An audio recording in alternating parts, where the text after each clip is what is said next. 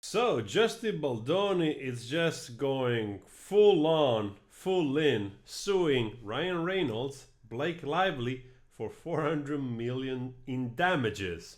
This comes after he sued the Time for 250 millions.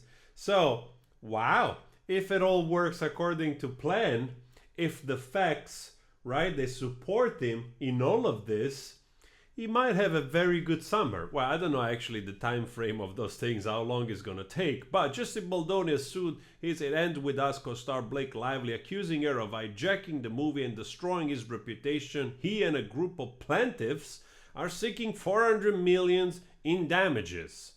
The 179 pages suit filed Thursday in U.S. District Court in New York also named Lively's husband Ryan Reynolds and her PR Leslie Sloan as defendants. In the suit, Baldoni, his associate and Wayfair studio and PR representative, repeat some of the accusations they made in a previous libel suit against the New York Times. The Times reported on December 21 on Lively accusation of SRS against Baldoni. The suit accused Lively of taking over the movie, trying to destroy Baldoni and his associate reputation, and seeking to drive them out of business. I show you that video, that audio where Baldoni talks about that audio message where he says that he basically was sent at the basement of the premiere of this building, while Lively, she wanted to be seen alone so that he and the lovely and his loved ones couldn't basically partake in all of that. I find that absolutely wild, honestly. This is the lawsuit filed, and there are some parts, obviously, that are more interesting than others. The lawyers, we saw some videos of the lawyers actually saying that they will go after Lively and Reynolds, especially after, if you notice, there is also another, I don't know if it's a lawsuit, but they're moving in a direction of asking Disney and Marvel to keep whatever communication pertaining to the character of Nice Pool in Deadpool, that basically, obviously, is the Ryan Reynolds movie, because they won't probably prove also, if they can have anything that went into creating the character, because the similarities of and digs and jabs at Baldoni's, let's say, him personally, seem to be quite clear. So, and also the inside joke, probably it's been taken too far. So here, and we went silent for multiple days. Later, she confirmed in a text message below that Baldoni's response, of course, didn't feel great for me or another mega celebrity friend and Ryan Reynolds to have my passion praised instead of my specific contribution.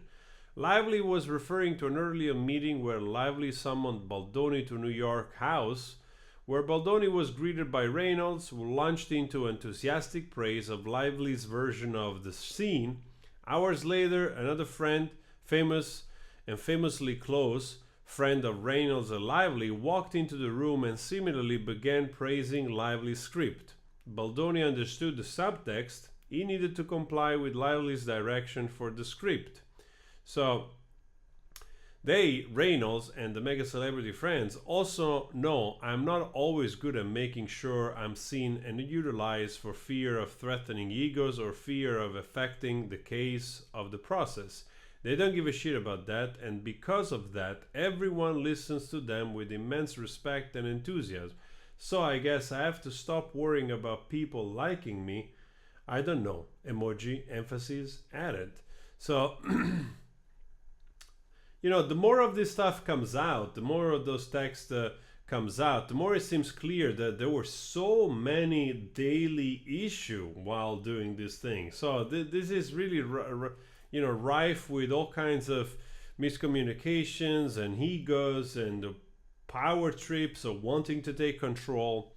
This is another instance where Lively posted this on her social media, talking about, I've got a dream. When your company throws a florist-themed party for your movie, blah, blah, blah, blah. I love the bottles as tiny vases. Thank you, theme. Betty Buzz, Betty Booze, which is her brand of alcohol, whatever. So, and this obviously was not taken lightly, Wayfair spotted the issue and called for a course correction long before Lively apparently realized the magnitude of her miscalculation.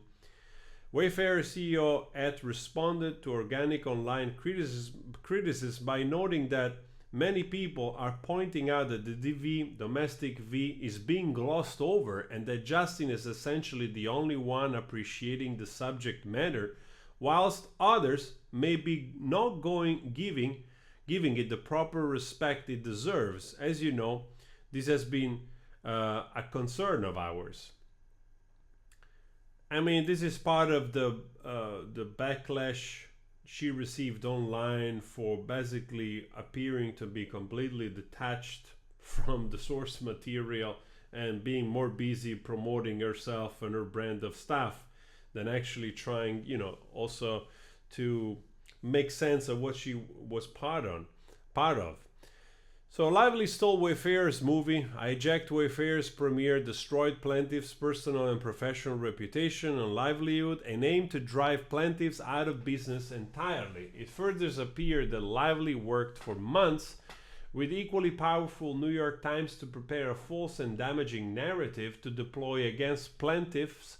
Not surprisingly, Lively prepared an administrative complaint with the Civil Rights Department in California in an attempt to use the litigation privilege to shield her behind-the-scenes conspiracy with the New York Times, but upon information and beliefs, the CRD complaint was filed only after defendants spent months feeding falsehoods to the New York Times, intending that they be disseminating to damage plaintiffs.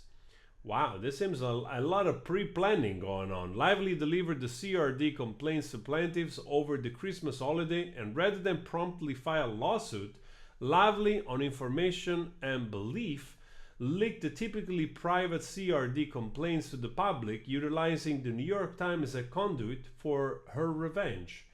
The CRD complaint, and upon information and belief, the false information delivered to the New York Times before the CRD complaint was filed, was rife with lies and doctored evidence. Lively then waited 11 days to file suit against plaintiffs in what seemed to be a desperate move after the public questioned why she had never filed a civil lawsuit.